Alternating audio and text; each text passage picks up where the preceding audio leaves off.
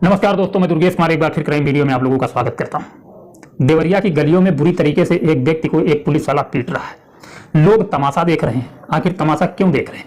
इसके पीछे का कारण यह है कि वर्दी का डर इतना ज्यादा है कि लोग मजबूर हो जाते हैं। पुलिस उसी चीज का फायदा उठाती है, बुरी तरीके से लोगों के साथ बुरा बर्ताव करती है। लोग सहते रहते हैं, मुंह तक नहीं खोलते हैं, आह तक नहीं निकालते हैं, मार खाते रहते हैं।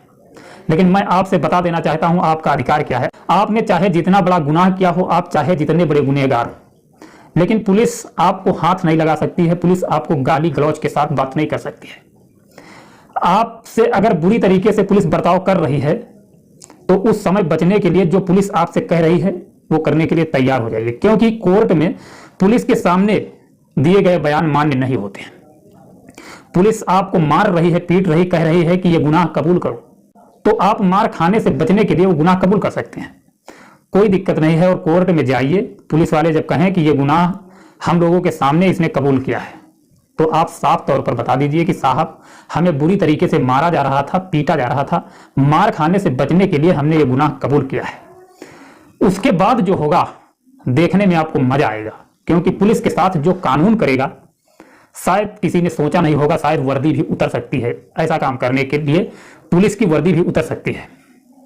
तो हमेशा इसीलिए हम कहते हैं कि यार, रामायण, भागवत, महाभारत, ये सब कुछ आप देखते हैं, पढ़ते हैं, अच्छी बात है, पढ़िए, लेकिन इसके साथ साथ संविधान भी पढ़िए। अपने घर में संविधान भी रखिए, अपने बच्चों को पढ़ाइए, ताकि कम से कम अपने आप को बचाने का तरीका तो मालूम हो। नहीं तो इसी तरीके से कीड़े मकोड़ों की जिंदगी बिताते रहो, कुछ हासिल नहीं होने वाला है। क्योंकि वर्दी कभी कभी अक्सर देखने को मिलता है, पुलिस वाले बहुत ही बेरहमी से लोगों को इस तरीके से पीटते हैं जैसे जानवर को लोग मारते हैं। तो उससे बचने के लिए आप लोग कम से कम कानून की जानकारी तो रख सकते हैं ना। नहीं तो कीड़ों मकोड़ों की तरह जिंदगी बिताते रहो, कुछ हासिल होने वाला नहीं है। ये देश ऐसा देश है, कहते हैं जिसकी लाठी उसकी भैंस, यहां ये चलता है। अगर आपको कानून के विषय में जानकारी नहीं है तो आपके साथ ऐसा ही होगा। एक वकील से पुलिस वाला क्यों नहीं बोलता है? क्योंकि उसे कानून का नॉलेज है, कानून के विषय में उसे पता है, सारा दिन वो यही काम करता है। अगर उससे बोलेंगे तो वो ऐसा सबक सिखाएगा कि शायद जिंदगी में पुलिस वाले ने सोचा नहीं होगा। इसलिए पुलिस वकील से डरती है। तो आप भी कानून का ज्ञान रखिए ताकि पुलिस आपसे डरे। हम इसलिए नहीं कह रहे हैं कि आपको पुलिस को डराना है। अगर आप गलत करेंगे तो पुलिस आपसे डरेगी नहीं, आपको बख्शेगी भी नहीं। आप गलत ना हो तब आप पुलिस को सबक सिखा सकते हैं। नहीं तो बेगुनाह लोग अक्सर फंसते हुए देखे जाते हैं, और जो उनके साथ होता है शायद वही महसूस करते हैं। कभी कभी ऐसा होता है, आप थाने में जाएंगे, देखेंगे तो पुलिस लोगों के ऊपर पट्टा चला रही होती है जुर्म कबूल करवाने के लिए, और लोग मार खाते रहते हैं। तो इन चीजों से आप बच सकते हैं। अब देवरिया में जो कांड हुआ वो बहुत ही हैरत अंगेज कांड हुआ। बेचारा गरीब इंसान था, उसके पास शायद 2 वक्त की रोटी भी नहीं थी। इतना गरीब इंसान था, सिर्फ पुलिस वालों को एक चिढ़ होती है, चिढ़ की वजह से उसने ऐसा खौफनाक कदम उठाया। इतनी बुरी तरीके से उस बेचारे गरीब इंसान के साथ बदसलूकी की गई, इतनी बुरी तरीके से उस पुलिस वाले ने चौराहे पर खड़े करके उस आदमी को पीटा कि बेचारा खून की उल्टी करने लगा। उसे जब हॉस्पिटल ले जाया गया, बेचारे ने दम तोड़ दिया। उसके घर में जो मातम पसरा हुआ है, उसके बीवी बच्चे जिस तरीके से बिलख रहे हैं, उस हरामी पुलिस वाले से अगर पूछा जाए कि क्या पूरी जिंदगी का ठेका उसके परिवार का ले सकते हो, तो उसका क्या जवाब होगा? साला मुकर जाएगा, भाग जाएगा अपनी जिम्मेदारी से। बेचारा गरीब इंसान था, उसके साथ इतना बड़ा जुर्म कि उसने इस दुनिया को छोड़ दिया। ऐसा भी होता है। कानून ने आपको वर्दी दी तो इसका मतलब ये थोड़ी नहीं कि आप गलत इस्तेमाल करें उसका। हाँ, आप लोगों को बचाने के लिए, सरकार की व्यवस्था बनाने के लिए, देश की व्यवस्था बनाने के लिए आपको वर्दी मिली है, तो उसका क्या दुरुपयोग करेंगे? ये कहाँ का अधिकार है?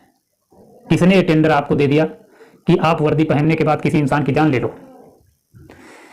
कहने में शर्म आती है, मुंह से गाली निकलती है। साले ऐसे बदसलूक इंसानों के साथ ऐसा बर्ताव होना चाहिए कि शायद उनकी पीढ़ी पीढ़ी हमेशा पुलिस का नाम सुन के कांपे। गरीबों के साथ जो इस तरीके का बदसलूक करते हैं, उनकी पीढ़ी कभी पुलिस में जाने की सोचे ना। इस तरीके की बदसलूकी उनके साथ होनी चाहिए। बेचारे असहाय गरीब बच्चों का क्या होगा? उसका इतना बड़ा परिवार है, इतनी बड़ी फैमिली है, क्या पता है उसके घर में कोई कमाने वाला है या नहीं है। बच्चों के सर से पिता का साया हट गया। उस साये को बरकरार करने के लिए कौन जिम्मेदार है? इसके लिए दोषी कौन है? हमारे देश के अंदर रिश्वत लेकर के ऐसे ऐसे लोगों को वर्दी मिल जाती है जो साले कीड़ों मकोड़ों की तरह इंसान को समझते हैं, आम जनता को कीड़े मकोड़े की तरह समझते हैं। अब पूरी कहानी आपको हम सुना देते हैं। बता दें कि दद्दन यादव मजदूरी करता था, उसका पूर्व प्रधान के घर आना जाना था। पूर्व प्रधान के बेटे से उसकी नजदीकियां थी, वह खाने पीने का शौकीन था। वही आरोपी दरोगा वीरेंद्र कुशवाहा मनबड़ किस्म का था और सतराव पुलिस चौकी का इंचार्ज है। कुछ दिन पूर्व प्रधान के बेटे की गाड़ी का चालान दरोगा के द्वारा काट दिया गया, जिसको लेकर काफी बहस भी हुई थी। इसमें दद्दन भी शामिल था, जिसको लेकर दरोगा उसे खुन्नस में रखने लगा।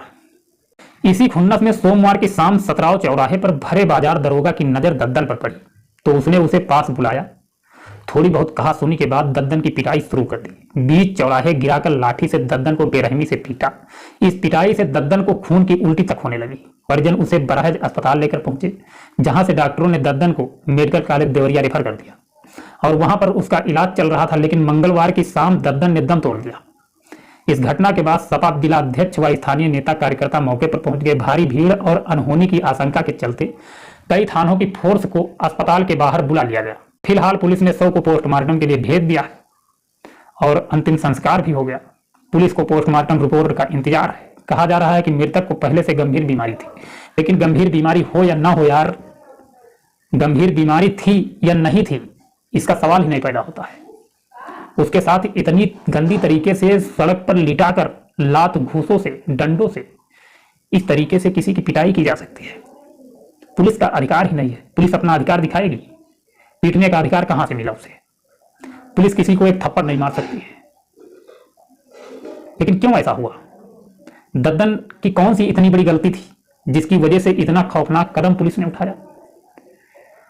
विशेष कोई गलती नहीं थी, बस यही था कि कहा सुनी हुई थी और दरोगा वीरेंद्र कुशवाहा को शायद ये पसंद नहीं था कि कोई उसे गलत तरीके से बात करे, क्योंकि बदन पर वर्दी थी तो वर्दी का भौकाल वो टाइट रखना चाहता था। इसी वजह से उसने ऐसा खौफनाक कदम उठाया, बेरहमी से बुरी तरीके से पिटाई कर दी और शायद वीरेंद्र कुशवाहा को पता भी नहीं होगा कि इसकी पिटाई करने से मर जाएगा। लेकिन मैं कहूंगा कि वर्दी पहन करके कोई इंसान क्या गुंडाई करेगा? सड़कों पर लोगों को कीड़ा मकोड़ा समझेगा? उसका गरीब परिवार कहां जाएगा? दर दर की ठोकरें खाता फिरेगा। उसका साथी कौन बनेगा? कोई जिम्मेदार है कि उसके बच्चों की परवरिश में हाथ बढ़ाए? कौन साथी बनेगा? कोई बनेगा? कोई नहीं बनेगा। बेचारा गरीब इंसान, सड़क पर पिटाई, पिटाई के बाद मौत। मृतक दद्दन की 3 मासूम बेटियां हैं। अब सोच लीजिए, उन 3 बेटियों की शादी कौन करेगा? घटना के बाद से पत्नी का रो रो कर बुरा हाल है। किसी का भी पति यार चला जाए दुनिया से, रो रो कर तो बुरा हाल होगा ही। परिवार में कोहराम मचा हुआ है।